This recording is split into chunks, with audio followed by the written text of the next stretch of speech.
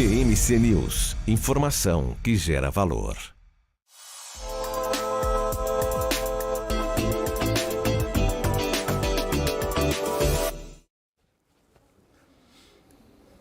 Olá, seja muito bem-vindo, muito bem-vinda ao BMC Market dessa terça-feira. Hoje é dia 22 de agosto de 2023.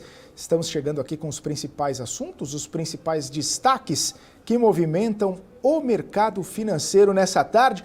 Ibovespa vivendo um dia de glória, subindo 0,86%, 115.414 pontos depois de tantos dias de luta ao longo desse mês de agosto. 13 pregões consecutivos de queda, a sexta-feira com 0,37 apenas de ganhos no Ibovespa e aquela queda de 0,85% que aconteceu na segunda-feira. Claro que a gente tem toda essa situação envolvendo as crises internacionais, toda a desaceleração econômica da China, interrogações a respeito da capacidade da China conseguir entregar o crescimento previsto ou o crescimento proposto pelo governo e como é que isso acaba impactando outras economias. A gente olha também para os Estados Unidos, tem toda a situação envolvendo a economia americana, um pouco de cautela, um pouco de pé no freio, até Jackson Hole, que acontece na sexta-feira, e claro, as sinalizações que Jerome Powell pode dar em relação aos próximos passos da política monetária, sem contar que também teve toda aquela situação envolvendo reprecificação ou revisão de rating em bancos americanos. A crise de crédito, ou uma possível crise de crédito, pode pegar os Estados Unidos, pode pegar os médios e pequenos bancos, e isso trazendo algum tipo ali de temor ou cautela com os ativos. Claro que o Brasil não é uma ilha e vive muito também das expectativas do que está acontecendo lá fora, e claro que existe essa movimentação da saída do investidor estrangeiro, mais de 9 bilhões, mais de 10 bilhões de reais retirados do Ibovespa ao longo desse mês de agosto, justamente por conta desse cenário internacional. E claro, saindo o dinheiro daqui, o Ibovespa sofre um pouquinho, tem toda essa penalização, mas talvez haja algum tipo de euforia ou, quem sabe, um arrefecimento na cautela com o cenário doméstico. Se o cenário externo está pesando um pouquinho, o cenário doméstico pode trazer um alívio, um respiro para o Ibovespa. Por quê? Porque está marcada para hoje a votação do arcabouço fiscal. Depois de tantas negociações, tantas reuniões do Congresso Nacional a respeito desse tema, hoje foi confirmada a votação do arcabouço fiscal. Inclusive, o próprio relator do arcabouço fiscal, o deputado Cláudio Cajado, ele disse o seguinte, que vai apresentar o relatório ainda hoje para a votação, confirmando que a Câmara decidiu deixar o Fundeb e o Fundo Constitucional do Distrito Federal fora das regras fiscais e tirando o Fundeb e o Fundo do Distrito Federal, todas as outras emendas do Senado serão rejeitadas. Entre elas, aquela do senador Randolph Rodrigues, que liberaria um espaço de cerca de 30 bilhões de reais para o orçamento do ano que vem. Mas não que esse dinheiro esteja perdido pelo governo. Segundo Cláudio Cajado, os líderes entenderam que essas despesas condicionadas estão resolvidas porque elas vão estar na Lei de Diretrizes Orçamentárias encaminhada pelo governo. Ou seja, o governo vai ter um espaço por meio da LDO que vai conseguir, pelo menos uma parte desses recursos ser direcionada para onde o governo queria. Então, votação do arcabouço hoje e talvez tire um pouco de todo aquele peso que a gente vem falando de risco fiscal. E não só o risco fiscal, mas também uma, talvez, ou pretensa crise de credibilidade, falta de credibilidade no governo, na figura do ministro Fernando Haddad, que possivelmente não vai entregar os resultados propostos. propostos. Então, essa é a situação de hoje. E, claro, a gente não fala de outra coisa. Todo mundo falando nessa votação do arcabouço fiscal, porque no primeiro turno do arcabouço fiscal, o governo conseguiu uma votação expressiva. Só lembrando, foram 316 votos a favor, 160 votos contrários. É bom lembrar esses números, porque 316 votos a favor. Provavelmente vai ter uma comparação de quantos votos o governo vai conseguir na aprovação do arcabouço agora. Será que vai ser mais? Será que vai ser menos? Tudo isso também no radar do mercado para saber a quantas anda a vontade e a popularidade do governo entre os parlamentares da Câmara dos Deputados. Então é bom guardar esse número, 316 votos a favor, 160 votos contrários e, claro, a gente vai trazendo todas as novidades ao longo aqui da nossa programação com cobertura completa a respeito dessa votação do arcabouço fiscal, muito importante, muito esperada e aguardada, uma pauta que abriria espaço para mais gastos do governo. Falando em gastos do governo, tomou um puxão de orelha de Arthur Lira, falou que não quer pressionar ninguém, mas é preciso rever gastos, cortar gastos, passar reforma administrativa, porque o equilíbrio vindo por parte das receitas apenas, aí fica complicado, aí fica difícil se não houver uma mudança de percepção dos gastos do governo.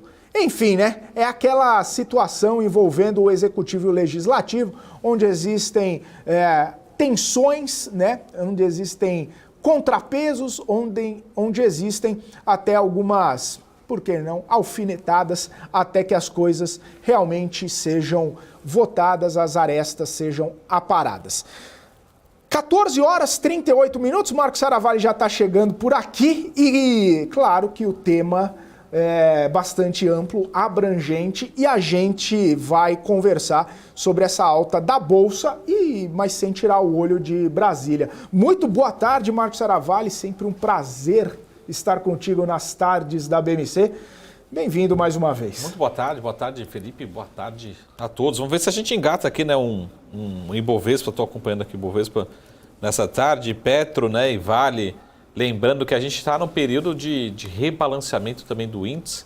Há algumas prévias já da B3 em relação ao índice, não deveremos ter grandes mudanças para o último quadrimestre do ano, mas continua um peso muito grande com Petro e Vale. Então é importante sempre a gente acompanhar esses cases. Lógico que a Bolsa é muito mais do que Petro e Vale, né?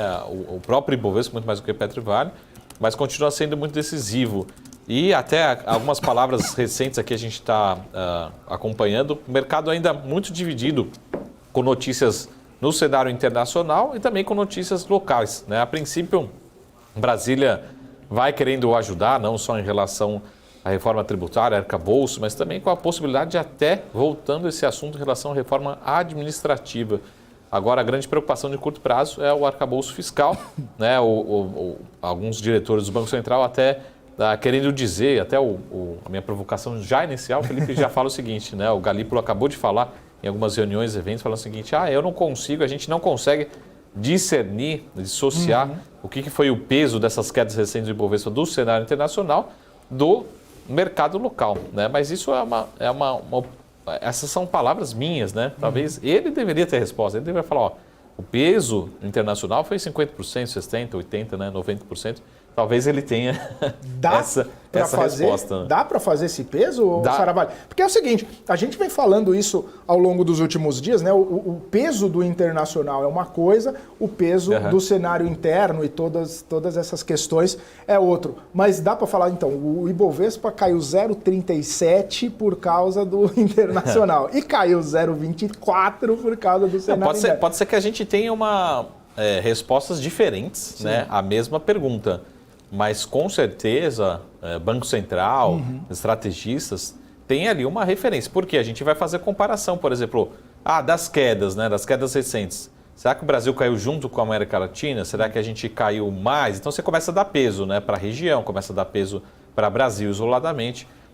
Até eu já mostrei aqui alguns gráficos aqui na sexta-feira, que recentemente o Brasil, e até, na verdade, desde as eleições, tem entrado muitos recursos nos mercados emergentes, sobretudo na Ásia, tem disputado muitos recursos, mas o Brasil, pelo menos em termos de preço sobre lucro, né, projeções de múltiplos, a Ásia já teve uma reprecificação de múltiplos, né, sobretudo mercados emergentes, mas em alguns países asiáticos, o que não acontece com a América Latina. Quando a gente vê a América Latina como um todo, é difícil, é lógico que parece ser um pouco preconceito, mas o estrangeiro, ele olha muito, parece aquela síndrome que a gente chama síndrome do vira-lata, né? Mas de fato acontece. O estrangeiro ele olha algumas vezes, né, não necessariamente sempre, mas a América Latina como um todo. A gente sabe o que está acontecendo na Argentina, aqui no vizinho, o Equador, outras regiões, e a gente viu na sexta-feira passada aqui nos nossos múltiplos, que a Argentina ainda não é muito distante da sua média em termos de preço-lucro. O México também, o Chile também, todos os países da América Latina continuam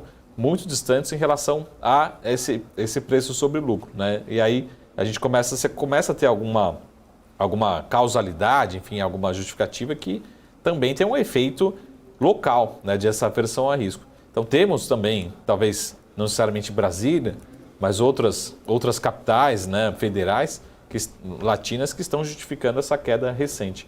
Mas hoje, particularmente, também voltando ao assunto do arcabouço fiscal, você vê que o mercado também vai reduzir um pouco a aversão a risco. É importante também Brasília atuar, e não só a gente fala de lira, enfim, de Congresso, mas também hoje a gente já começa a ver o próprio vice-presidente, né, o Alckmin, também dando alguns discursos, né, querendo, como o Felipe falou, é importante o lado da despesa, sim, continuamos muito preocupados com o arcabouço fiscal, com o lado da despesa, vamos ter a meta fiscal em relação à despesa, mas também a gente precisa ter uma situação, né, um cenário de maior crescimento econômico. Então, falas aí como o próprio Alckmin hoje, né, ao longo do dia, falando, pô, a gente precisa reestimular, criar mecanismos para ter conforto para reestimular a economia. Um deles, o Alckmin falou hoje sobre financiamento, né, de caminhões e ônibus, procurar alternativas onde que o empresário, seja um microempreendedor que tenha um caminhão, por exemplo, um ônibus, mas que ele se sinta confortável de retomar a sua linha de financiamento. Tá? Só para quem não acompanhou a fala do Alckmin, o que ele falou assim, pensando como um investimento, tá? Quando fala investimento, a gente pensa muito associado à bolsa, mas vamos pensar em investimento você comprando um caminhão, por exemplo, né? Você vai pensar que hoje o custo de capital, essas foram palavras ali numa interpretação minha do Alckmin, ele falou o seguinte, hoje o custo desse caminhão vai ser 13,75, tá? Vamos pegar números, 14%. Tá? Então é muito caro. Então você vai esperar essa Selic cair para você começar a financiar daqui a 2 anos, você vai comprar esse caminhão. Você está pensando em tomar decisão. O que o Alckmin estava propondo? Pô, vamos pegar um financiamento que seja atrelado ao CDI, que você também vá, o seu financiamento, o seu custo também vá caindo ao longo do tempo para tentar acelerar para o empresário, seja o dono de um caminhão, de ônibus, também ajudar a esse reestímulo. Não esperar a Selic cair lá em 2024, falar, pô, realmente caiu, está 9%, agora o que eu faço? Posso começar a comprar meu caminhão. Enfim, a gente precisa também, do outro lado, né, se a gente não for resolver o lado da despesa, então que tenhamos mais mecanismos para ajudar no lado da receita, né? O PIB precisa crescer também para aumentar a arrecadação. Né? Ô Saravalli, qual que é o ponto sensível de falas como essa quando a gente pensa em todos os estímulos e programas de subsídios ou programas de estímulos para determinados setores? É claro que é muito importante, né, você estimular a produção, você estimular a produtividade, estimular inclusive o crescimento econômico do país. Inclusive eu estava até lendo as falas do Alckmin falando sobre o próprio agro, que continua forte, resiliente, o câmbio está colaborando em determinado aspecto para que o Brasil também tenha um certo desenvolvimento.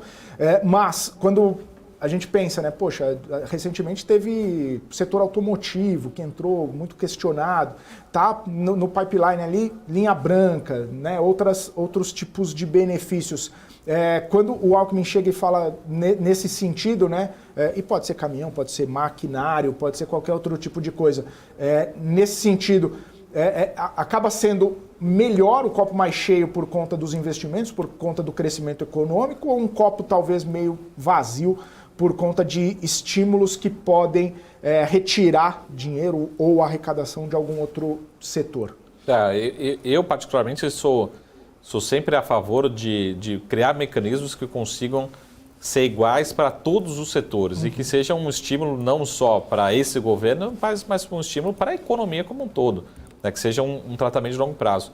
até a gente precisa parabenizar e reconhecer, que até inclusive os governos anteriores do PT, a gente viu alguns mecanismos de crédito onde a gente hoje, os bancos, né, os financiadores têm muito mais instrumentos para disponibilizar esse crédito num risco muito menor, jurídico até menor, para principalmente, acho que o exemplo mais simples é o de veículos que a gente tem hoje criado, mobiliário, alguns mecanismos de crédito, mas esse estímulo que é o melhor.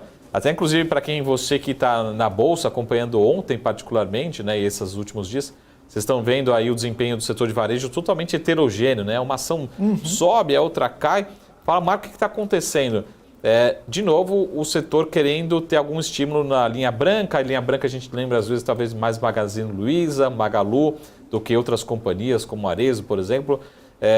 Então, esse tipo de estímulo subsidiado, escolhendo determinados setores, para mim é o pior estímulo.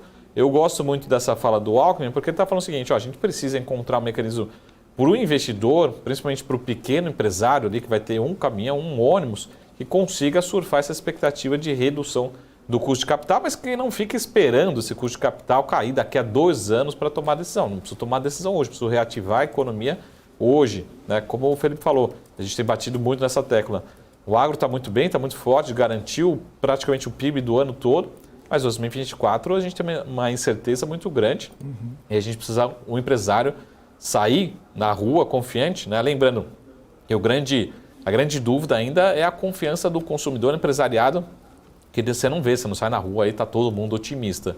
E isso que a gente precisa recuperar. Então, a aprovação do arcabouço é super importante para decisões de longo prazo, é importante que o governo cumpra suas metas, pelo menos que mostre, né, como o Felipe falou, cumprimento dos dois lados, não só o lado da receita, como a gente viu hoje, né, particularmente também tem uma preocupação, mostrando que a atividade econômica vem perdendo força, vem, enfim, num ritmo menor, vai compensando com receitas com arrecadações menores. Então, qual que é a chance de cumprimento da meta em 2024 e 2025 vai ficando cada vez mais distante.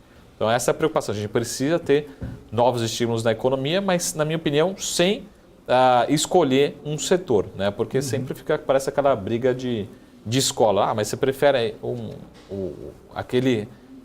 aquele aluno você escolheu. Então, precisamos dar um benefício para aquele também. Depois, está todo mundo já pedindo. E se acaba, de certa forma, de vez de trazer produtividade, você acaba, pelo contrário, né? Trazendo improdutividade. Você acaba trazendo comodismo para os setores que acabam ficando mal acostumados com esse tipo de estímulo de curto prazo, né?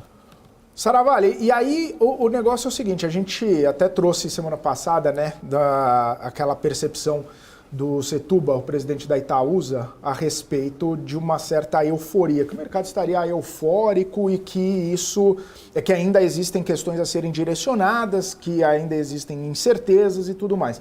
Quando a gente encaminha, e eu digo os parlamentares encaminham um arcabouço fiscal, quando eles sinalizam, né, de repente ali, poxa, tem que fazer uma reforma administrativa, quando eles sinalizam que de um jeito ou de outro vai dar certo, né? Mais ou menos é essa mensagem, né? Olha, por mais que a gente seja aquele aluno que deixa tudo para a última hora, no apagar das luzes, né? Estuda de véspera, vai dar certo. A gente vai votar o arcabouço, daqui a pouco vota a reforma administrativa, daqui a pouco vota outras pautas importantes aí para o Estado.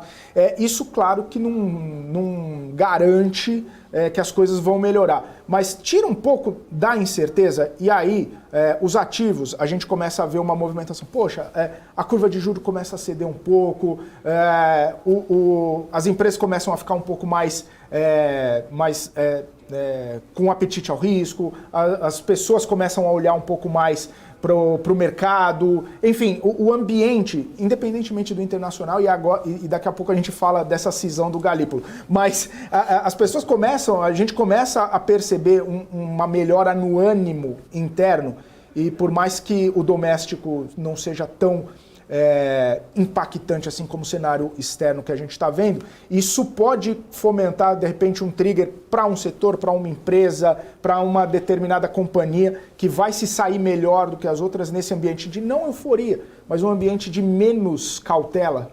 Sim, acho que a leitura, até falando um pouquinho menos de externo, né, que é uma das preocupações de curto prazo, que a gente fala daqui a pouquinho, né, que é a preocupação em relação ao rating, em relação a crédito no mercado internacional, mas justamente o inverso acontecendo no Brasil, porque o empresário que vai tomar a decisão, talvez ele comece a tomar decisão hoje, mas para gerar emprego para começo de 24, o primeiro semestre de 24, o segundo semestre de 24.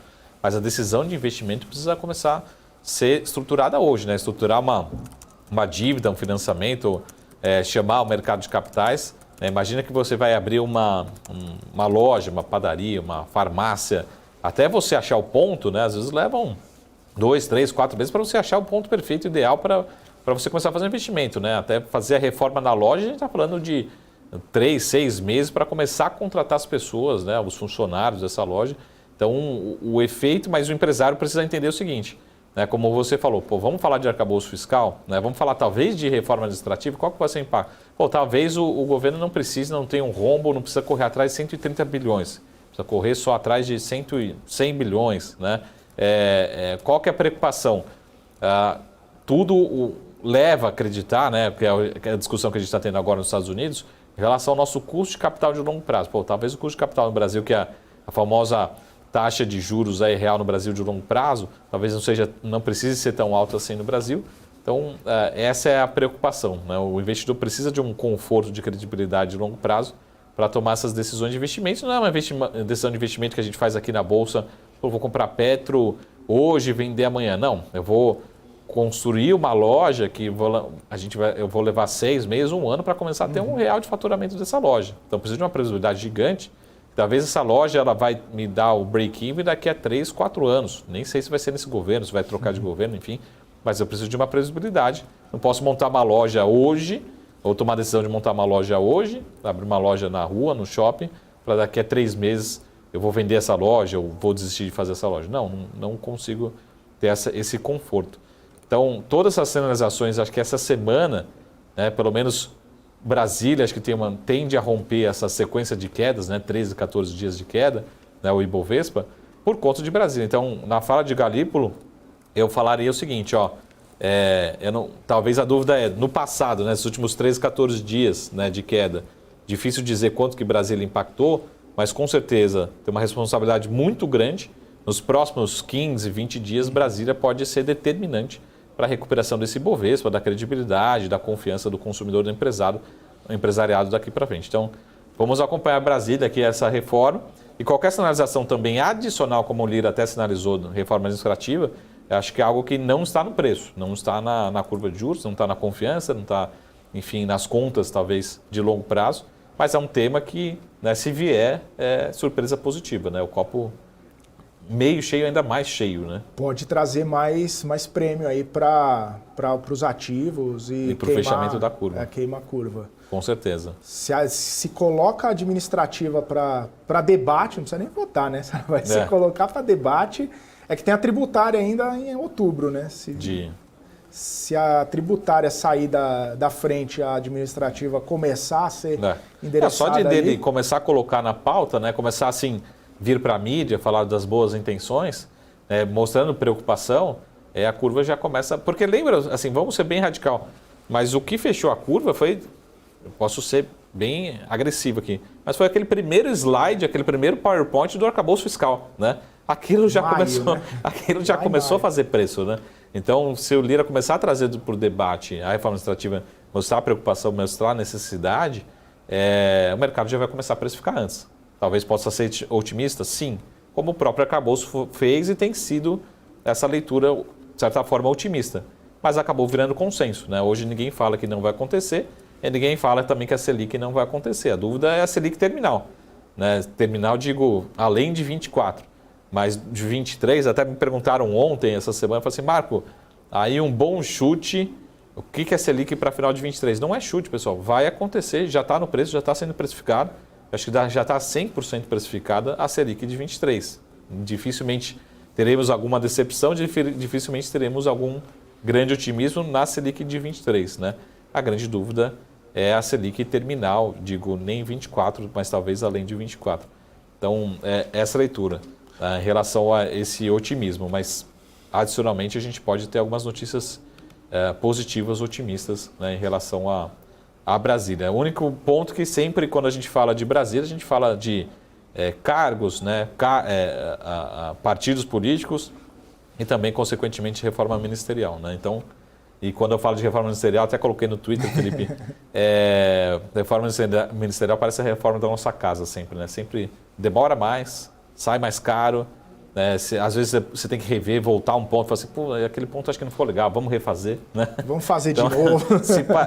Se assemelha muito com uma reforma na nossa casa, né? Mas principalmente o ponto de prazo, né? E a parte também financeira acaba saindo maior do que o orçado. Exatamente. Ô, Saravalli, eu vou me apropriar de uma expressão sua para eu poder fazer a minha próxima pergunta, porque não é uma pergunta, é uma provocação, Saravalli. Você falou que a curva começou a fechar, começou a ter impacto na curva de juro no primeiro slide daquele PowerPoint. Aquele slide de PowerPoint começou a impactar na percepção de que o fiscal entraria nos eixos, de que a inflação começaria a arrefecer e aí o Banco Central iria começar a cortar os juros? Ou não seria, de repente, o PowerPoint, não seria o arcabouço, seria justamente essa percepção de que a economia estava começando a andar e que o juro já estava alto por um bom tempo e já faria sentido começar um ciclo de corte e aí a taxa de juro, a curva de juro começou a cair, porque assim como a gente vai juntando lá fora, doméstico com o externo, talvez não dê para mensurar, ou dá para mensurar, que o mercado começou a animar, a curva começou a fechar, o rally começou a acontecer a partir do momento do arcabouço. São duas visões, duas respostas, mas a leitura é a mesma. Talvez ali naquele momento não tenha sido depois, né, ex-post, né, depois que passou, não necessariamente um otimismo. O que foi, na minha opinião, retirado é o excesso de pessimismo. Quando a gente teve as eleições, novembro, dezembro, janeiro, né, principalmente fevereiro, março, vamos dizer assim, não é que janeiro teve um efeito global, né, de otimismo, mas vamos pegar fevereiro, março, o que foi retirado ali depois da primeira apresentação do arcabouço foi o excesso de pessimismo. Então é interessante, você pode pegar o gráfico e plotar as projeções, né, de resultado fiscal do Brasil, pelo próprio Boletim Focus, você vai entender que tinha um pessimismo gigante, né? Todo mundo falava, o Brasil vai quebrar, né, vai ter a sua, enfim, comparável a outros países da América Latina, vai estourar a nossa dívida, e isso foi reduzindo. Ninguém está querendo dizer, eu volto a dizer, não tem ninguém super otimista, ninguém está falando que o Brasil vai ter redução da nossa dívida forte nos próximos anos. Mas aquele pessimismo, né, de estourar muito nossa dívida, virar um problema fiscal muito preocupante, pelas próprias projeções do Boletim Focus, isso foi sendo revisto para baixo. Então, quem tinha dívida de 90% passou para 88%, para 86%, todo mundo foi reduzindo a sua percepção de resultado fiscal ao longo dos próximos anos. Então, de novo, otimismo? Não.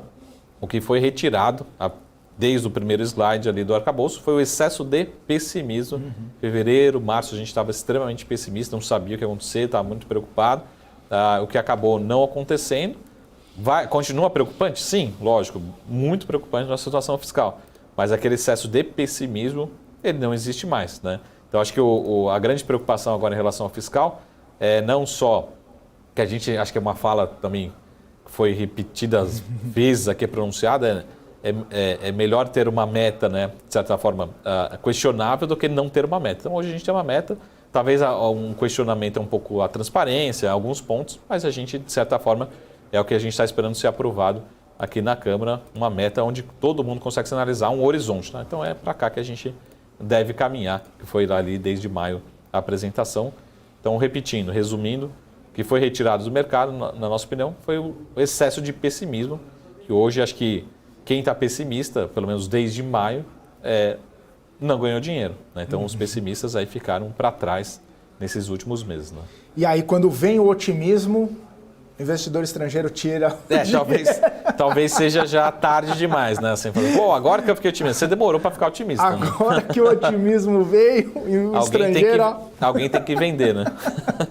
Tá certo, Saravalli. Bom, a gente vai continuar esse bate-papo. Daqui a pouquinho nosso convidado está chegando. São 3 horas em ponto e a gente vai para um rápido intervalo. Daqui a pouquinho continuaremos a discussão sobre todas as movimentações aqui do mercado financeiro. Você que está acompanhando aqui o BMC Market, continue com a gente, porque o intervalo aqui rapidinho. E claro, já vai mandando suas perguntas nas redes sociais para a gente poder abordar aqui todos os temas. Continue com a gente. PMC News. Informação que gera valor. O que impacta a economia e o mercado global. Aqui no BMC News você acompanha em tempo real a abertura do mercado e todas as movimentações do mundo dos investimentos. Notícias acompanhadas de opiniões de grandes especialistas para ajudar você na melhor tomada de decisão na hora de investir. Eu, Paula Moraes, estarei com você de segunda a sexta, às 9h30 da manhã, no BMC News. PMC News. Informação que gera valor.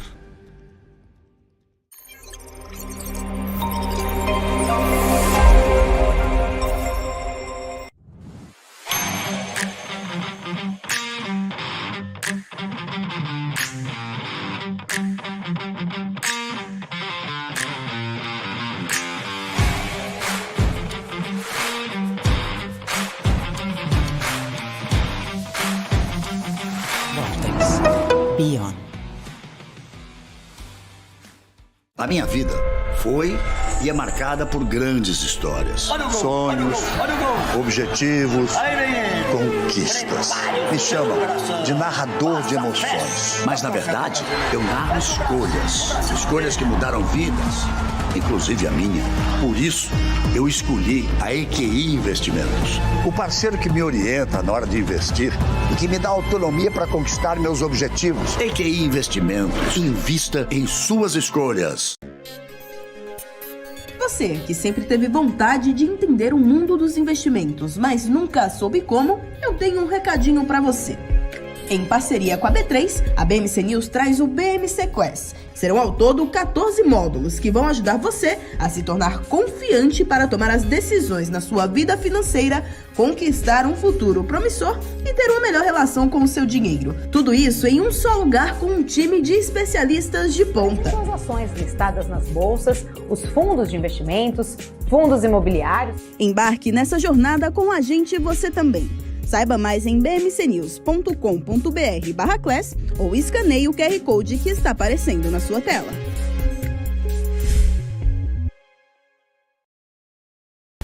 PMC News. Informação que gera valor.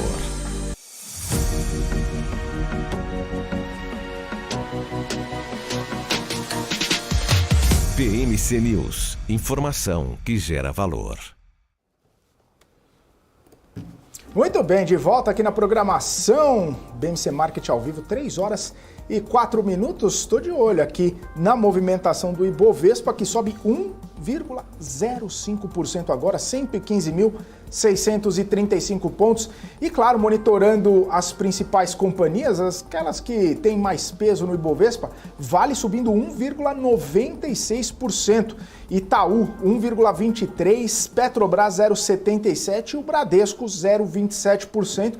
Com todas essas companhias em alta, aí fica até um tanto quanto difícil não ter uma alta no dia de hoje. Claro que a gente percebe essa sustentação, né? O minério de ferro disparando lá nos portos chineses, subiu mais de 4% na madrugada, agora nessa segunda sessão 2,8% de alta, e o petróleo não desanimando, mesmo com uma leve queda, as empresas ligadas ao setor aqui no Brasil seguem com um bom desempenho também. Mesmo assim, o petróleo segue lá em torno dos $84 o barril do petróleo Brent, WTI cerca de $80 o barril.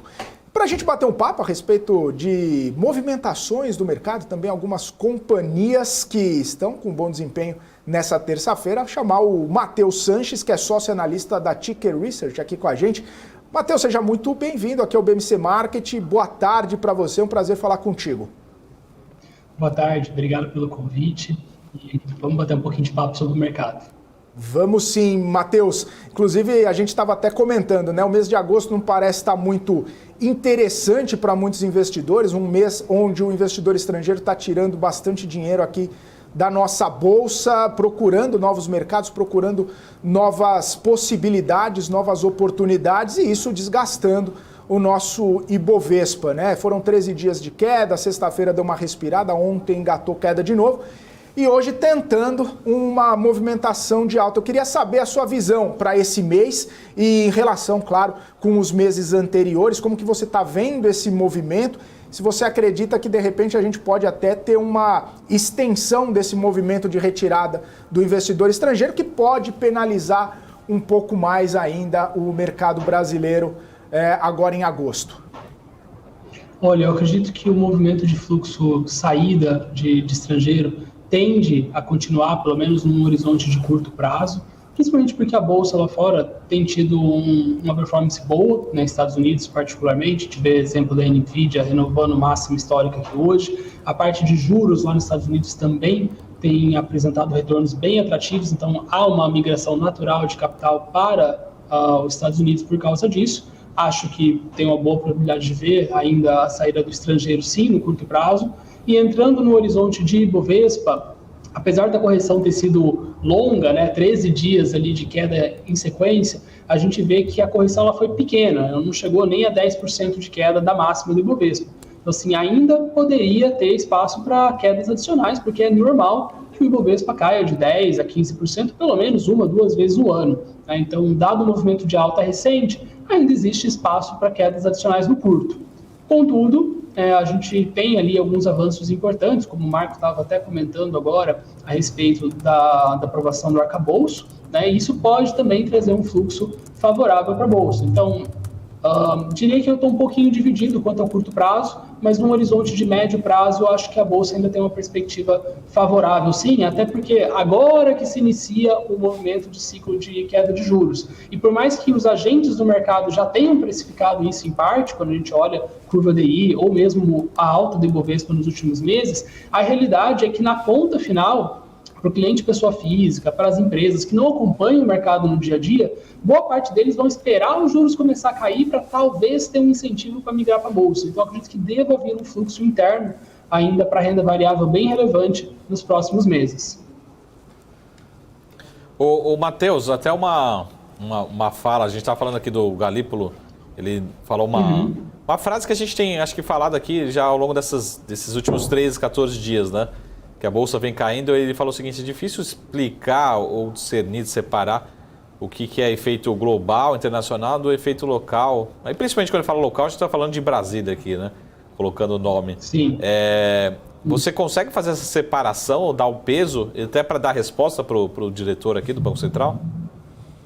Olha, eu acho que eu não tenho a competência para dar uma resposta nesse nível, mas eu posso dar um chute aqui sem problemas, tá, Marco? Particularmente, um dos fatores que tem trazido um fluxo mais negativo para o Brasil tem, claro, os detalhes locais, a questão micro do país, mas você pode ver que a gente não caiu tão mais do que, por exemplo, um índice de países desenvolvidos. A gente tem acompanhado a queda de países desenvolvidos nas últimas 2, 3 semanas. Tá? Então, foi um movimento mais global, com migração de recursos, na minha opinião, para os Estados Unidos, dentro desse efeito que eu estava falando para vocês, de bolsa lá forte e a taxa de juros forte também atraindo recursos para o país. Vale destacar também aqui no Brasil uma coisa que eu acho que foi bem relevante, que é a questão chinesa. A gente está vendo uma série de incertezas permeando ali a economia chinesa e a nossa economia ainda é muito vinculada com a economia chinesa, em termos de importação e exportação. Então, vários setores que dependem da China têm sofrido nas últimas semanas e até nos últimos meses. Se você pegar, por exemplo, a Vale, que a gente estava comentando agora há pouco, pelo peso do Ibovespa, a relevância dela, ela tem tido um movimento muito ruim nos últimos meses, mesmo com o minério de ferro não tendo caído tanto. Em parte disso, eu acredito que se justifica por uma perspectiva duvidosa do que vai acontecer com a China alguns meses ou alguns anos à frente. É difícil a gente analisar aqui no Brasil sem ser especialista, sem estar lá, sem estar confiando 100% nos dados chineses, tem muita coisa que eles passam a ocultar, então é difícil a gente ter essa visibilidade. Eu acho que isso tem penalizado as ações que dependem da China e colaborou nas quedas das últimas semanas. Ô, Matheus, e aí, só porque você citou Vale, eu queria entrar um pouquinho nessa empresa aí. Você citou muito bem, a questão da China acaba trazendo esse impacto, acaba trazendo uma cautela maior. A gente viu caindo bem, ao longo dos últimos meses aí a Vale. E aí a minha pergunta é a seguinte, quando você projeta, você olha para a empresa, uma empresa redonda que tem a perenidade da sua, né, do seu modelo de negócio ali, enfim. Mas quando você faz a análise, essa pontuação de curto prazo, essas incertezas de curto prazo com China, você não consegue mensurar até quando que vai e até quando a empresa vai ser impactada por isso. Isso mexe com a sua percepção na análise, isso acaba sendo um ponto cego na análise que faz com que não consiga entender direito ou de repente projetar direito alguns alvos, alguns preços, algumas possibilidades que a Vale abriria de uma oportunidade de compra de repente para um próximo ano, para um próximo ciclo, né, talvez de commodity. Como que funciona, né, essa questão da análise num ambiente incerto e sem muita visão, né, num médio e longo prazo? Você está corretíssimo. O fato da gente não ter tantos dados a respeito do que acontece na China e muito mais ainda a dificuldade da gente precificar uma commodity, e aqui não entra só, por exemplo, o minério de ferro, que é o principal ali da Vale, mas qualquer commodity global, se for falar de petróleo, a dificuldade eu acho que é tão grande quanto empresas ou commodities que sejam dependentes da China, tá? O que eu faço como analista num cenário como esse? A gente faz uma matriz de sensibilidade. Eu não fico tentando acertar para onde exatamente vai o minério de ferro. Eu acho que eu precisaria ter uma equipe, uma estrutura muito maior do que eu tenho hoje para tentar ter uma assertividade, para tentar ser mais preciso do que a média de mercado, na verdade, para fazer esse tipo de previsão. Então, como que a gente faz os modelos aqui dentro da casa? A gente modela toda a empresa e aí você coloca ali a variável de minério de ferro. Você pode brincar com esse número. Então, olha, e se o minério de ferro ficar nesse patamar? E se cair de acordo com o que é hoje precificado pelos contratos futuros da commodity, que vai ali para 80, 85 dólares nos próximos anos? E se cair mais? Quanto que vale a Vale em cada um desses cenários? E no curto prazo, né, mesmo que a gente tenha uma oscilação para baixo de preço de minério por 1, 2, 3 anos que seja, isso, em termos de fluxo de caixa, não afeta tanto o valuation de uma empresa. O que compõe o valor justo da empresa não é 1, 2, 3 anos de resultado, e sim 30, 40, 50. Então, o mais difícil não é nem chutar o que vai acontecer nos próximos 3 anos. O mais difícil é estimar qual que é o preço médio nos próximos 30, 40 anos. Aqui que está o verdadeiro desafio. Então, assim, eu não me preocupo tanto.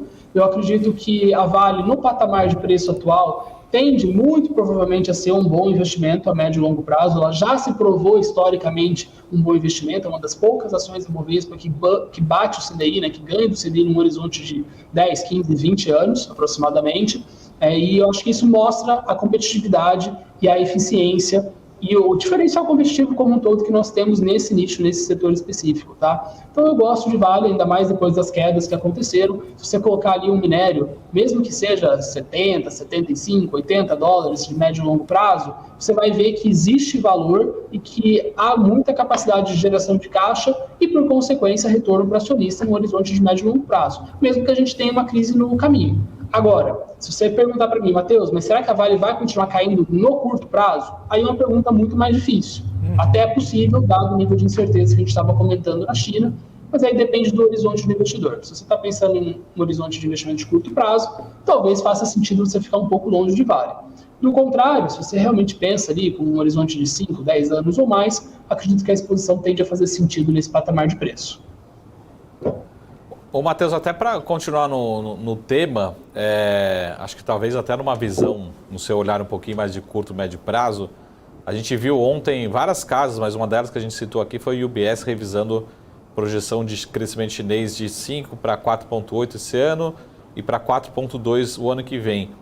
Isso leva a acreditar que talvez a gente tenha que se manter distante de Vale pelos próximos 2 anos, já que ele continua. Isso a gente tem visto durante várias semanas, ontem foi o UBS e outras casas, revisando para baixo, consequentemente revisando para baixo demanda de construção civil, demanda por minério de ferro, ou pelo contrário, você acha que em algum momento a gente vai ter algum trigger, que a gente vê toda semana, quase todo dia aqui, né, Felipe? A China tentando estimular, mas algo que ainda não traz, pelo menos, uma precificação no curto prazo para a Vale, né? Ou seja, qual que é o cenário, tendo toda essa informação e uma fraqueza muito grande, acho que é uma grande decepção, de fato, da economia chinesa nesse ano de 2023, né? Que pode continuar ao longo dos próximos meses, até ao longo dos próximos 2 anos, segundo aí as projeções sendo revistas para baixo, segundo a opinião do UBS, né? Sim. Olha, aquilo que eu estava comentando, particularmente eu não sou especialista em China, apesar de ter a cobertura de Vale. Então fica até mais difícil para eu dar um tipo de opinião como essa. Contudo, eu acredito que a China parece estar passando por um momento bem difícil e por mais que você coloque mais incentivos na economia, como você mesmo relatou que a gente já tem visto isso nos últimos meses, esse efeito, né, não está causando o benefício desejado. A gente vê que, apesar dos incentivos, a economia está tendo dificuldade de voltar a ter um ritmo de crescimento mais razoável. Pelo contrário, a gente vê o desemprego de jovens num patamar muito alto dentro da China. Nós vemos também o setor imobiliário, que por muitos anos foi parte relevante do motor de crescimento do país, apresentando dificuldades, né? Então você vê algumas empresas até flertando com a RJ, com o Chapter 15 lá nos Estados Unidos e assim por diante. Então não consigo ver uma saída de curto prazo.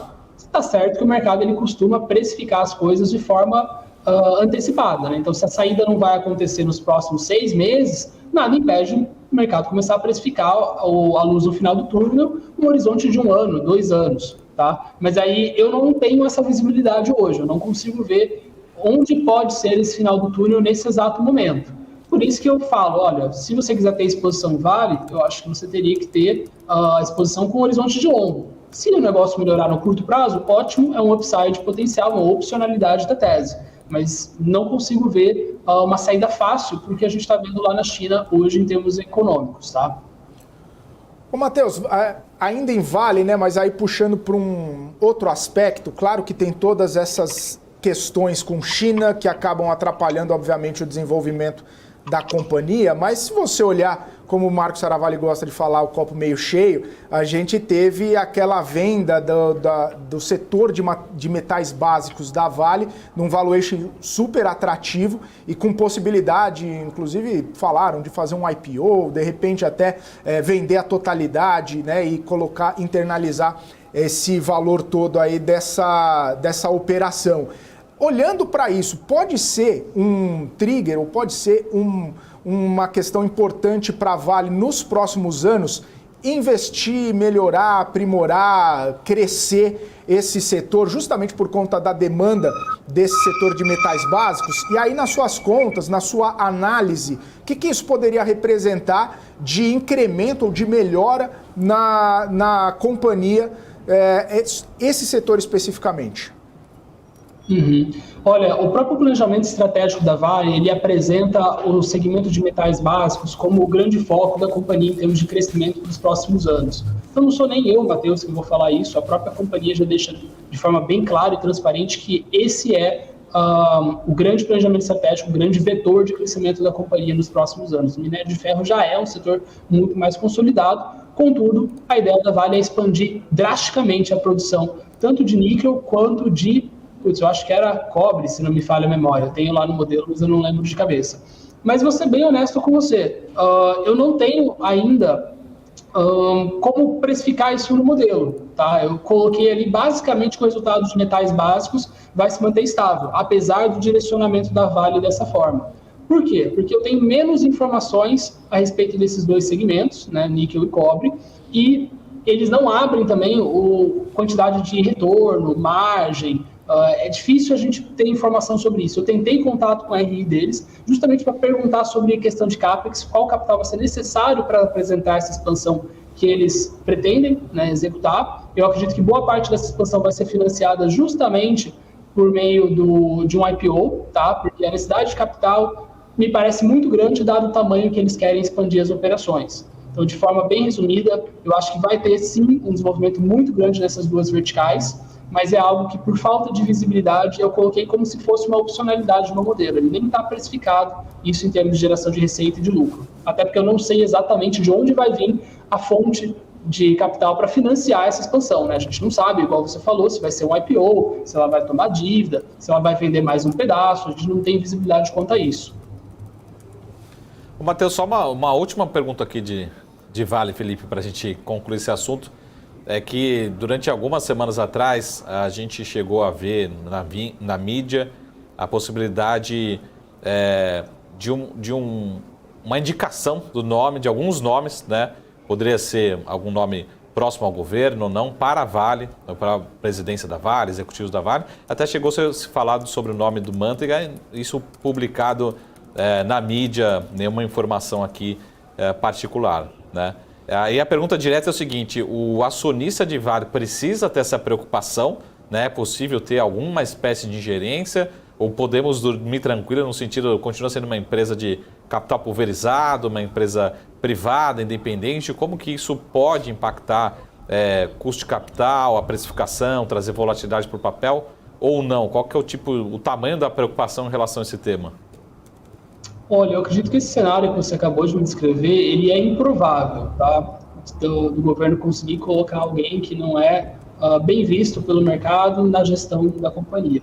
Posso, claro, estar errado, e se isso acontecer, eventualmente a empresa pode vir a perder eficiência, pode investir em projetos que não tragam um retorno adequado. A gente já viu esse tipo de política historicamente em outros casos. Então, sim, seria uma preocupação se acontecesse, mas eu acho que é um cenário de baixa probabilidade. Tá? E me parece que hoje existe já margem de segurança, comprando ação ao preço atual, dado, igual eu falei, a parte de metal básico nem está prevista no meu modelo e ainda assim me parece que o retorno é razoável. Então, eu acho que faria sentido, sim, a exposição, mesmo com esse risco. O que vale a pena citar, contudo, não é o risco de você indicar uma pessoa para gestão, mas sim você interferir no modelo de negócios da Vale de qualquer outra forma. A gente viu, por exemplo, no começo do ano, você tem aquele imposto de exportação de petróleo, né, mesmo que tenha sido temporário. A gente pode ver um aumento de impostos sobre exportação de minério, por exemplo. É uma coisa que não está muito forte a discussão hoje, mas já foi sondado, já saiu um boatozinho ou outro sobre essa possibilidade. E se eventualmente o governo tiver dificuldade na questão fiscal, como a gente já tem visto um movimento de aumento de arrecadação bem relevante em outras frentes, eu não duvido que a Vale possa sair prejudicada por meio de um aumento de tributação. E aí, claro, isso sim teria impacto no valuation de forma bem direta, mas como é algo que hoje não está na mesa claramente, não tem uma proposta sendo discutida de forma relevante, é difícil de precificar, né? Mas eu acho que é uma coisa que o investidor tem que estar atento. Se esse assunto começar a avançar, tem que tentar entender qual vai ser o custo, né, adicional que vai gerar para a Vale, qual vai ser a queda de margem, e por consequência, quanto que isso poderia afetar o valuation da companhia. Ô, Matheus, e claro que a gente fala, né, de possibilidade de alguma interferência, alguma questão, passando de Vale para Petrobras.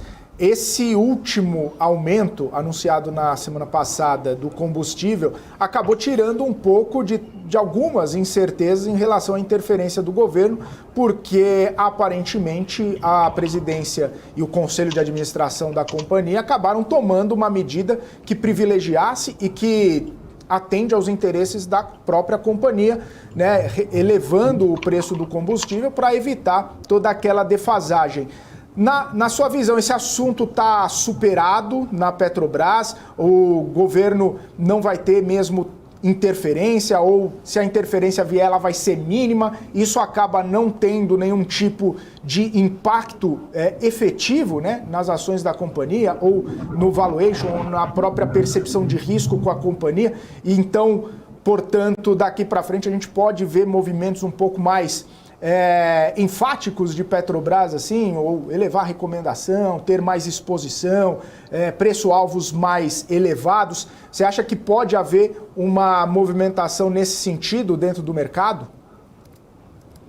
Olha, eu acredito que agora que o fato se concretizou, sim, a gente pode ver alguns analistas pontualmente revisando o case, baixando o nível de risco, aumentando o preço-alvo. Acho que é uma possibilidade, mas eu não vejo esse movimento sendo consensual. E eu te explico por quê. Se você for ver, mesmo com o repasse de preço que foi feito agora, que foi muito relevante, eu diria até que foi até levemente acima da expectativa de mercado, você não vê um movimento muito relevante de altas ações.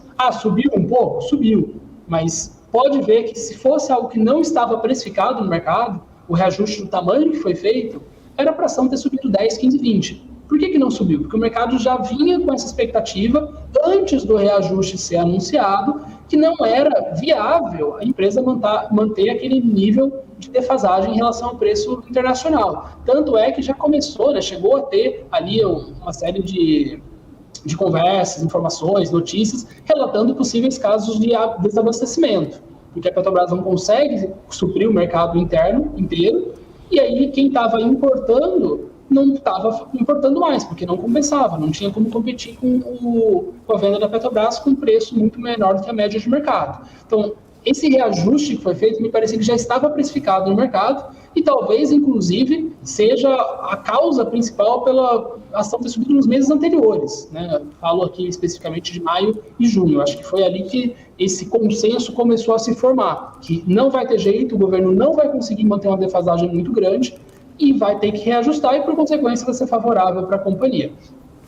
Agora, vai ficar perfeito? Vai seguir algo muito próximo ao preço internacional? Eu já tenho minhas dúvidas. Eu acho que o governo ele vai, eventualmente, em momentos pontuais, né, para tentar dar uma amortecida na inflação, ou mesmo por políticas internas da Petrobras, manter ali algumas distorções. Momentos maiores, alguns momentos menores. Acho que a gente deve ver a gasolina possivelmente ali uns 5% a 15% abaixo do preço internacional como média ao longo do tempo. Tá? Mas isso me parece que já está no preço justo da Petrobras. O principal fator, o principal risco hoje para a tese, na minha opinião, é a questão de CAPEX, né? O que eles vão fazer com o caixa, com a geração de caixa que a companhia dá. Porque mesmo com um preço um pouquinho abaixo, do patamar que a gente tem hoje de petróleo e de dólar, nós temos ainda uma geração de caixa muito expressiva para a companhia. E nos anos anteriores, segundo política, tinha sido distribuído boa parte desses valores, né? Vinha baixando dívida também, tudo bem, faz parte, acho que o endividamento de fato estava alto, mas o grosso da geração de caixa vinha sendo distribuída. E o governo hoje tem sinalizado, a companhia e seu planejamento estratégico também, né? Não é só o governo que toma essa decisão, mas o posicionamento da companhia é de voltar a investir mais, tanto que a gente teve uma mudança na política de dividendos. Por consequência, o receio aqui será que os investimentos que a Petrobras vai fazer vai ter um retorno razoável? Porque o problema não é investir. Quantas empresas na Bolsa reinvestem todo o capital que sobra no final do ano e se valorizam? Contanto que o capital seja bem investido e traga retorno, não tem problema. Mas a gente sabe que trazer retorno numa empresa que tem certos conflitos de interesse, que tem uma gestão estatal, que por consequência tende a ser mais engessada, é um pouco mais complicado. E aí que está o receio do mercado. Vai diminuir a distribuição para o acionista e esse capital, em vez de ficar retido e gerar valor, ele vai ficar retido e vai talvez, né, reforço talvez, trazer um retorno abaixo do custo de capital. E aí você destrói o valor. Então, o principal risco de Petrobras hoje me parece menos a política de preços e mais onde que eles vão fazer, o que eles vão fazer, onde que eles vão colocar, alocar o capital que vai estar sobrando ao longo dos próximos anos. O Matheus, só para terminar juntando os dois pontos, né? E são dois papéis com um peso muito grande no índice.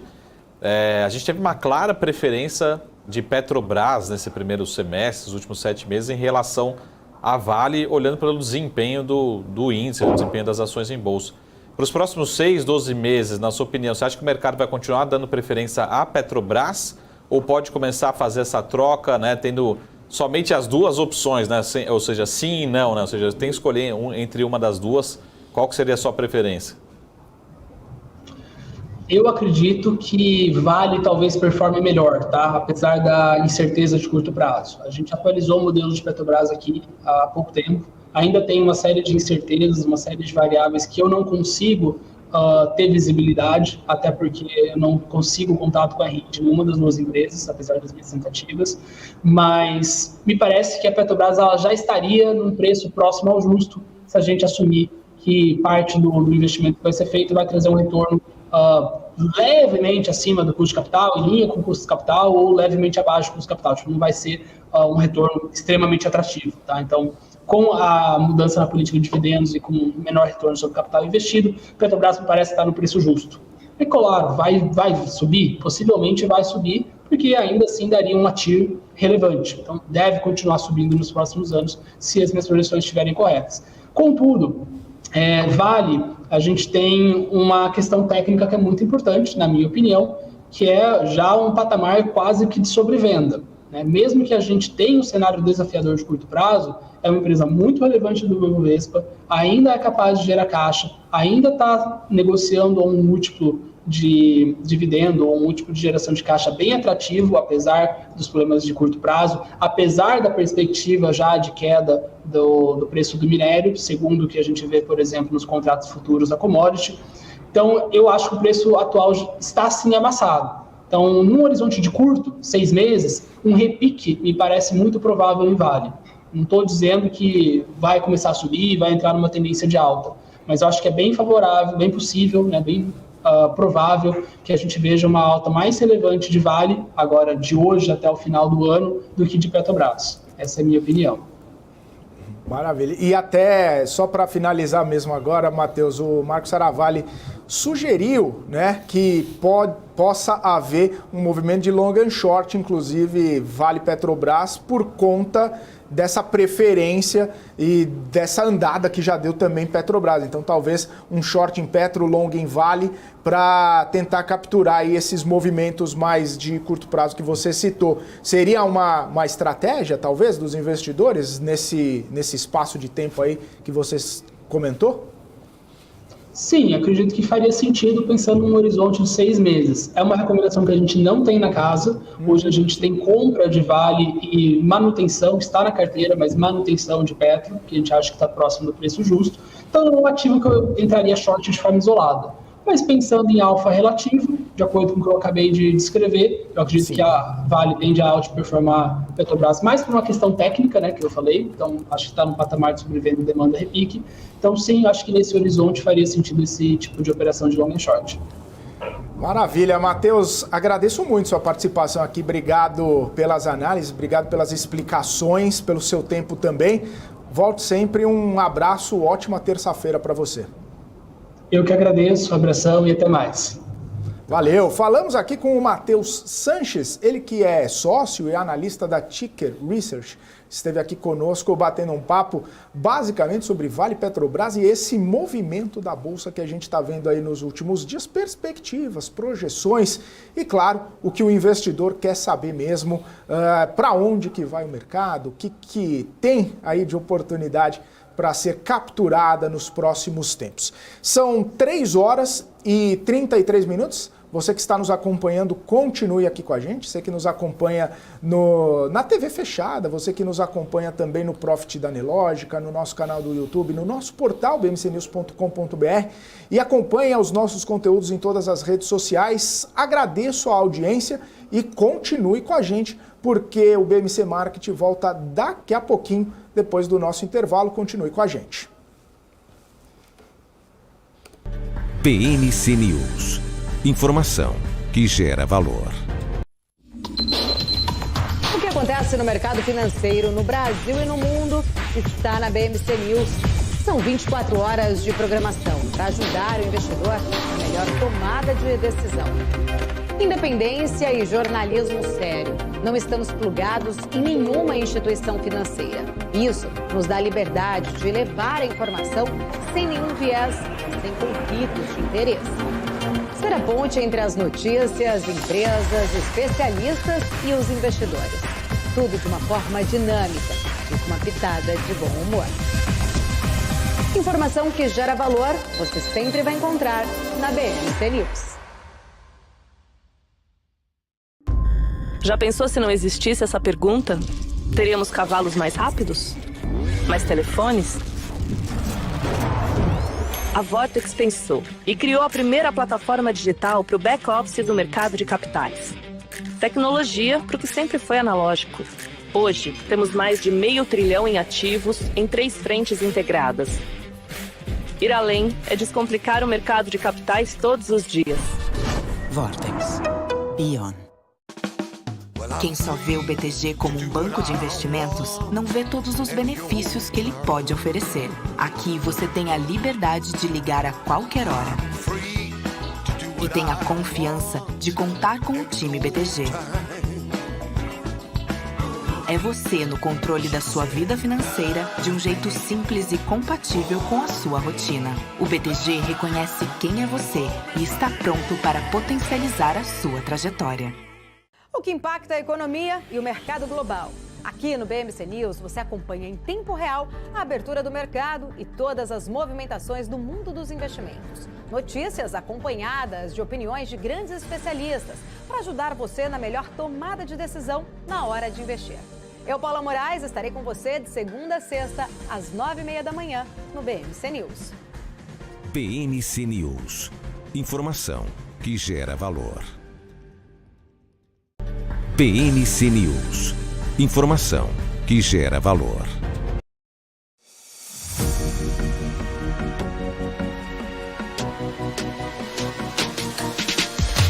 BMC News. Informação que gera valor.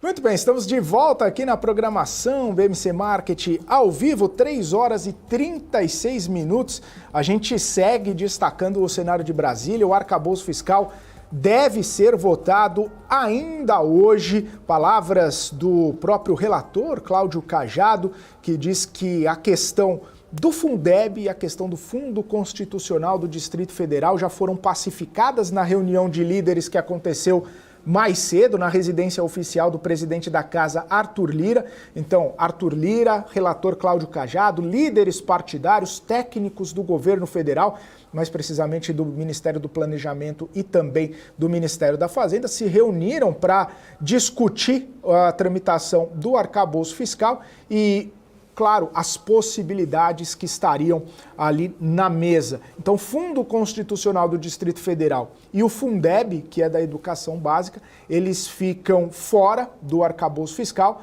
No entanto, todas as demais emendas parlamentares vão ser rejeitadas pela Câmara dos Deputados. Todas aquelas que foram colocadas no Senado Federal, na votação do Senado, incluindo aquelas emenda do senador Randolfo Rodrigues, que liberaria um espaço de cerca de 30 bilhões de reais no orçamento do ano que vem. Essas emendas vão ser retiradas da proposta e deve ser colocada em votação ainda hoje. É um tema muito importante que acaba mexendo com as expectativas do mercado e o mercado financeiro, né, fica monitorando, justamente porque voltou a ser discutido, voltou à tona toda essa situação de um possível risco fiscal, né? Uma desancoragem das expectativas com o fiscal. Inclusive, mais cedo a gente estava até comentando com o Jefferson Bittencourt, da Asa Investments, ele falou que o risco fiscal, né, essa desancoragem, ela nunca foi embora, ela só ficou um pouco mais de fora dos moldes ali, ou de fora das discussões centrais, mas nunca foi embora porque, no fim das contas, Brasil é Brasil e o risco fiscal está sempre presente quando se fala em arrecadação e quando se fala em gastos do governo. Bom, eu falei que a expectativa do mercado está bastante em relação ao arcabouço fiscal e o Ibovespa está acelerando as altas, tá? 1,34%. Lembrando que no comecinho do BMC Market estava uma alta de 0,9%, chegando próximo ali a 1% e agora já acelerou a 1,34%.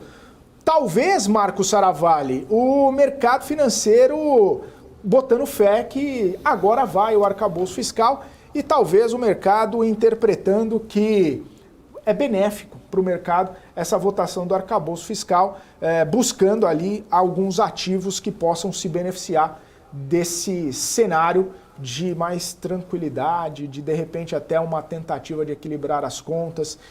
Enfim, o mercado acaba comprando esse discurso e talvez vote mesmo hoje, segundo o próprio relator Cláudio Cajado. E a percepção de risco a gente consegue medir não só pela Bolsa, mas pelo DI, né? Ou seja, precificando que um custo de capital do Brasil pode ser menor, abre espaço para novas quedas, para uma previsibilidade, para talvez até melhora de rate, de percepção fiscal de longo prazo. Então a gente vê isso na Bolsa, até a Bolsa acho que talvez...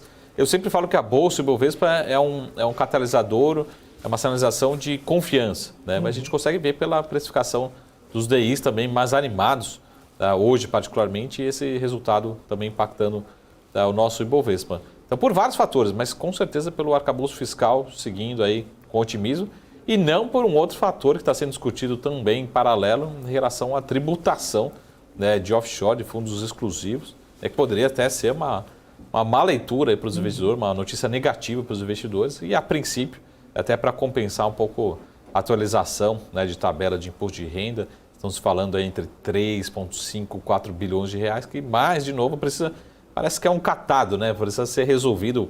Sempre está fechando as contas aqui, onde que eu posso resolver?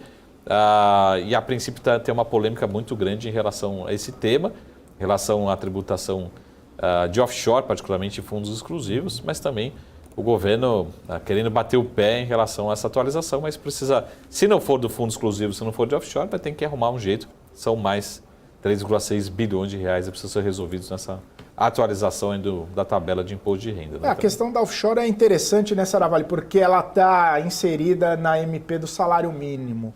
E o presidente da Câmara já disse que não vai votar tudo junto, vai retirar para ser um projeto de lei separado. E aí a gente sabe que um projeto de lei separado demanda todo o tempo de discussão, passar nas comissões e tudo mais, que o governo não quer. O governo quer rapidez, acelerar. O governo precisa de dinheiro na mão. O governo só quer um carimbo e fala assim, me resolve 4 bilhões de reais, né? Qual que é a forma mais rápida? Faz o Pix, né? É basicamente isso. É basicamente isso. Tramitar tudo em separado, por mais que pareça que não tem relação, né? MP de salário mínimo com tributação de offshore, né? Com essa questão até difícil de explicar, né? No exterior, assim, não parece offshore com o salário mínimo. É basicamente para arrumar uma receita, para arrumar um buraco, uma atualização, né? Exatamente. E aí, teoricamente, a tramitação mais correta é passar pelas comissões e, enfim, tudo mais. Mas é justamente isso, né, Saravalli? A gente vê que, de repente, o mercado ele fica um pouco mais avesso com algumas pautas, com alguns caminhos que Brasília vão levando, e aí, quando parece desanuviar, né, quando parece que a gente consegue enxergar um pouquinho mais à frente, quem já pegou estrada com serração sabe como é, né? Você consegue olhar 5 metros na frente. Quando você começa a olhar 10, 15, 20, você fica um pouco mais animado, pisa um pouquinho mais no acelerador e vai embora.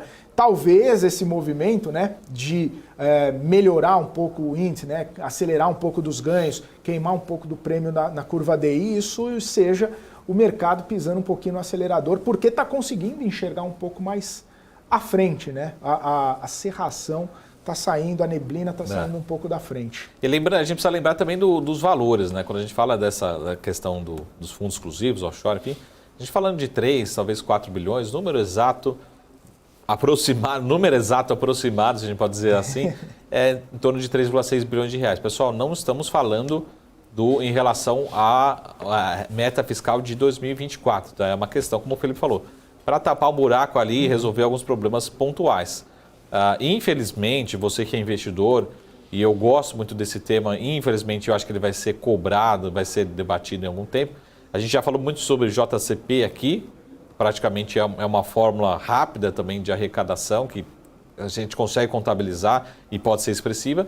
E lembrando também que tem toda a parcela de tributação de dividendos, né? Que tem uma pauta ainda importante. Por que eu estou falando isso? Até eu coloquei, se fala a memória, acho que no meu Instagram durante o final de semana, que é o seguinte, pessoal, você que é investidor, a gente já está começando a ver algumas empresas acelerar o processo de distribuição de dividendos. Assim como a gente já viu no passado.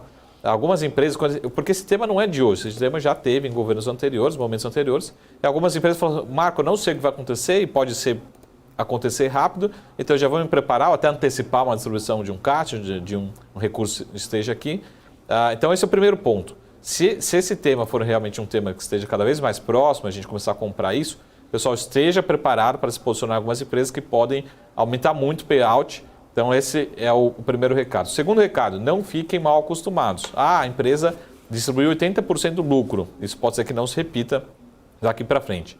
E o terceiro assunto, que é importante, isso acontece muito nos Estados Unidos, em outros mercados, as empresas vão ser mais ativas em dar retorno, né, proventos, né, retorno para o seu acionista, mas que não seja através de dividendos, até para não onerar o acionista. Uma das formas que vai ser mais recorrente, até a própria Petrobras deixou agora em estatuto, claro, é a possibilidade de recompra de ações. Então a gente vai ver cada vez mais presente, Marco, teve a tributação de dividendos, como é que fica para o acionista? Talvez não receba ali financeiramente, mas a gente precisa calcular que também é um retorno para o acionista a parte de recompra, sempre quando é transformada num cancelamento, né? Então eu vejo, infelizmente, esse cenário bastante possível, tá? Eu acho que é provável essa discussão, muito em breve, a tributação de dividendos. No primeiro momento, as empresas tendem na minha opinião, acelerar a distribuição de dividendos. Segundo recado, não fiquem mal acostumados, porque isso não vai ser uma regra. E terceiro, a gente vai começar a ver muitas empresas, a gente já começa a ver, né, as empresas se preparando para esse programa de dividendos, de recompra de ações. A gente viu a Vale, que é super ativa em programa de recompra, B3 e outros bancos, enfim. Mas a gente já começa a ver, a Petrobras colocou ali no seu estatuto, vamos fazer a recompra sempre que possível. A gente já começa a ver as empresas atuando e isso vai ser muito comum, você vai ter que começar a aprender a colocar na conta também a recompra de ações como o seu total de retorno, né? Lembrando que é uma forma da companhia utilizar o seu caixa, né, disponível para retornar o dinheiro ao acionista. Tá? Então, esse é o recado, né? E como a gente falou aqui, offshore e tributação de fundos exclusivos é algo bastante específico, né? Mas ainda precisamos discutir outros temas super importantes que ainda não estão definidos. Só uma dúvida, a recompra só beneficia o acionista se a ação é cancelada. Se ficar na tesouraria, segue o jogo. Usualmente, a companhia ela faz um programa de recompra super pequeno, até por isso que é importante. Sempre olhem o valor financeiro, né? Não da quantidade de ações também, mas o valor financeiro, porque às vezes é para remunerar um diretor, a presidência, enfim, uma métrica de bônus. Então, às vezes fala, a empresa está recomprando R$1 milhão, pessoal. R$1 milhão para uma companhia de capital aberto não é nada, né? Às vezes tem um programa de benefício, né, de longo prazo, que você precisa ser disponibilizado para a diretoria, para alguma bonificação para a diretoria. Agora, essas recompras usualmente estão escritas lá, quando vem o comunicado, fato relevante, qual que é o destino. O destino é realmente ser colocado em tesouraria para possível, objetivando a alienação, o cancelamento dessas ações futuramente. Então ela vai recomprando, chega no final, ela falou, terminei meu programa de recompra. Inclusive, eu acho que hoje à noite, né, nessa última noite, né, a CCR, inclusive, acho que anunciou, né, o final de um programa de recompra. 3 milhões e 200 mil ações. Eu estava com isso na cabeça quando você estava falando de várias empresas. Falei, mas CCR, 3 milhões e 200 mil ações, viu, Saravalli? Cerca de 900 milhões de reais. Eu não me atentei, foi cancelado? Tem o comunicado aí? Deixa eu ver. Não, 900 milhões não. Deixa eu ver aqui, 3 milhões... De acordo com a empresa, vai atender a obrigação de plano de incentivo de longo prazo. Exatamente. Não vai ser cancelado. Então, nesse caso, não. Nesse caso, não são ações que precisam entrar no bolo total de remuneração por acionista. Então, usualmente, você coloca... Por que isso? Porque imagina que você tem a participação de 10% numa empresa, na medida que essas ações vão sendo canceladas, vão colocar de tesouraria sendo canceladas, você aumenta a sua participação na empresa. Então, também você está tendo um retorno, precisa ser computado também como retorno para o acionista, como um total de proventos. Uma empresa que faz muito isso, sempre tem uma diferença muito grande, é a própria B3. Ela tem um payout muito forte, mas ela faz muita recompra e no cômputo geral, somando todo esse retorno, dá um retorno bastante expressivo e histórico da B3 particularmente. Tá? Então, a gente vai ter que ficar mais acostumado, né? Principalmente... Caso venha um cenário de tributação de dividendos, as companhias vão procurar alternativas e a recompra talvez seja uma das mais comuns, né, em determinados mercados que não tem, que são diferentes aqui do Brasil. Tá? Então, esse é um tema que a gente vai ter que saber conviver com ele, né, particularmente. De novo, pessoal, tributação de dividendos, né, se for só esse tema isolado, não saiam também vendendo as suas ações só porque... minha Taesa, minha Engie, minha Transmissão Paulista vai ter distribuição de dividendos e eu vou vender minha ação. Não, calma, né? Isso talvez não tenha nem ao mesmo impacto na empresa, né? No valuation da companhia. Infelizmente vai sobrar para a gente, né? Acionista minoritário, né? O acionista pagar essa conta, né? A empresa não necessariamente vai ser prejudicada, o valuation não necessariamente vai ser prejudicado, que é diferente dos juros sobre capital próprio, que aí sim é um benefício fiscal, que as companhias reduzem sua base de tributação. Aí tem de fato um impacto no valuation da companhia, dependendo como for feito. Tá? Então, dividendos, se for tributado, não tem, de certa forma, impacto no valuation, dependendo da metodologia que você faz. Tá? JCP, sim. Né? Então, tomar cuidado com isso para não sair vendendo antes, né, com as notícias. Dividendo da Taesa vai despencar, né, mas não necessariamente o valuation vai ser impactado. Ou pode ser até ter alguma uma contraprestação, enfim, algum outro impacto, como o caso a gente está discutindo dos bancos. Né? Não acho que vem a metodologia dos bancos amanhã, da noite para o dia, tira o JCP. Os bancos vão exigir alguma parte de redução de IR, enfim, algum outro impacto para não ter impacto também em custo, né? Em custo como um todo dos bancos particularmente. Ô Saravari, a audiência está perguntando aqui, né? E aí é um momento consultoria, se a bonificação não seria uma saída melhor para o acionista, ao invés de fazer esse programa de recompra, se dá uma bonificação, pesos iguais, equivalentes, esses dois instrumentos, qual que seria melhor? A gente precisa ter a bonificação também precisa de uma série de particularidades contábeis, né? Então, às vezes, a companhia não consegue contabilmente, por algumas questões específicas, fazer esse processo de bonificação. Mas, com certeza, de novo, eu estou falando num cenário pós, né? Espero que não aconteça, mas a gente precisa trabalhar com fatos e realidades. Como é uma questão bem factível, vamos trabalhar com um cenário que em algum momento a gente tem a tributação de dividendos. Também concordo que as empresas vão ser mais ativas também nos programas de bonificação para os seus acionistas, né? Mas o que eu acredito que seja mais comum, até por questões contábeis e outros fatores, serão os programas de recompra de ações, tá? Mas os dois são, quando eu falei assim, de proventos para os acionistas, entram dividendos, JCP, recompra e também bonificações, né? Você acaba sendo remunerado com mais ações da própria companhia. Precisa ser contabilizado, sim. É uma soma de todos. Quem faz muito bonificação são os bancos, mas acho que talvez um dos mais conhecidos seja o próprio Bradesco, né? Programa muito ativo de bonificação, né? Então vamos lá, Saravari. Melhor é que continue desse jeito para continuar distribuindo dividendos, sem a tributação. Só que como o governo está de olho ali na arrecadação, talvez mude. Se mudar, aí tem que ver o que é melhor, se é bonificação, se é recompra de ações. Usualmente, como é que funciona numa companhia? Você tem um JCP, né? Então, lá a área tributária de uma companhia, ela fala o seguinte, eu vou usar o JCP até o limite que eu posso utilizar dentro das leis, dentro da contabilidade. Então, vai até o limite. Então, as companhias não conseguem fazer tudo sobre o JCP. Por isso que muitas vezes você fala assim, Marco, recebi R$10 durante o ano de uma ação, só que 7 vezes do JCP, 3 vieram dividendos. Então, as companhias vão até o limite, até onde pode ser utilizado, depois acaba distribuindo dividendos, tá? Então, depende muito dessa engenharia tributária dentro de cada companhia. Cada companhia é diferente, precisa de umas regras contábeis, enfim, patrimônio, vários fatores. Mas elas vão, na maioria das vezes, até o limite e depende muito de cada setor, tá? O setor financeiro utiliza muito o JCP, mas o setor industrial, enfim, tudo isso é muito comum, tá? Então, a minha preocupação é muito maior em relação ao JCP do que em relação ao dividendos. Por que isso?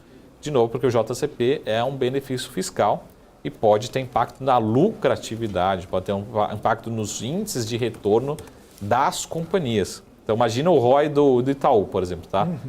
De novo, não é um cenário hipotético, né? Você vai sair, todo mundo sair correndo vendendo Itaú, ou algum papel que a gente citou aqui. E um cenário hipotético. Da manhã, no dia seguinte, a lucratividade tende a ser menor e a rentabilidade tende a ser menor. Pô, Marco, por que saiu de 20% e foi para 19,5% a rentabilidade? Por conta desse menor benefício fiscal, menor lucratividade, ou seja, a companhia automaticamente vai pagar mais imposto, vai ter menos lucratividade, né? Lógico, vai ter menos dividendos, vai ter menos lucratividade, vai ter menos rentabilidade sobre patrimônio, enfim, sobre o capital empregado. Então, aí que está o impacto. Menos rentabilidade, aí sim, de fato, o valuation é menor. Por isso que eu tenho maior preocupação quando vier nas ações de bolsa, volatilidade, quando tiver o assunto JCP, do que dividendos. A gente não sabe ainda, pelo menos eu não tenho essa informação, se vai ser discutido junto, separado, vai ser uma informação só, mas com certeza tem alguém estudando esse tema nesse momento. Ainda vai ser pauta de muito BMC Market, Marco. Fica tranquilo que a gente ainda vai debater Espero bastante. Que em 2050 a gente discuta, não agora.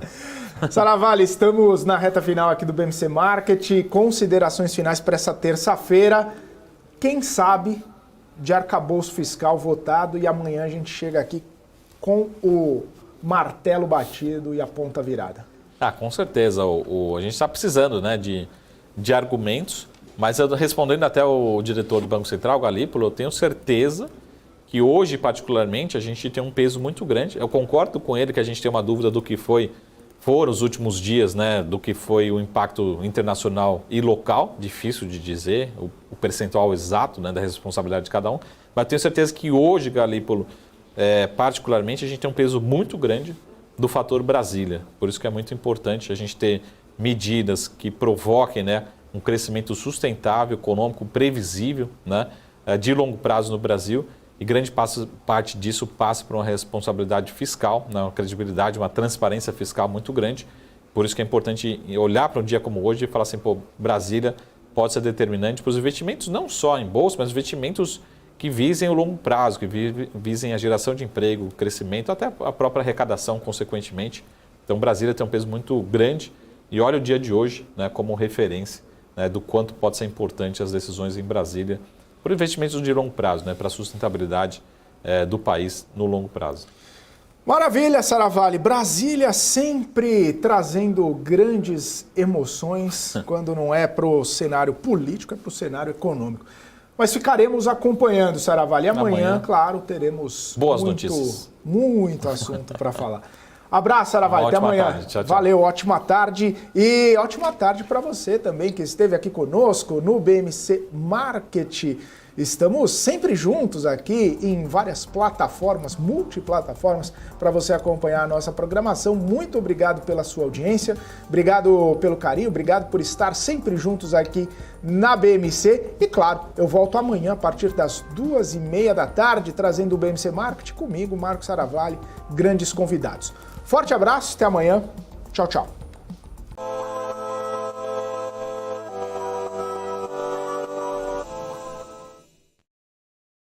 BMC News.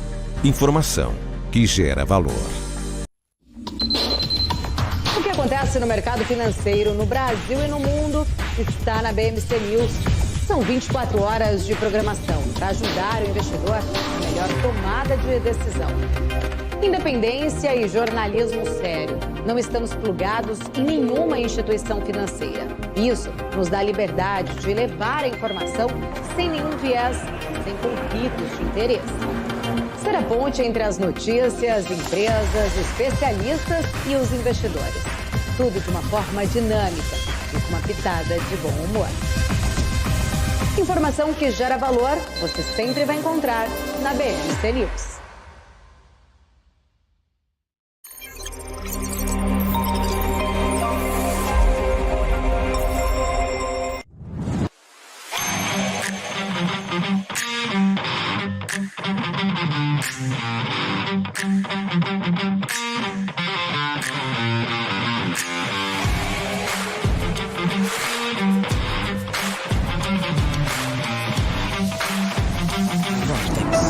Beyond.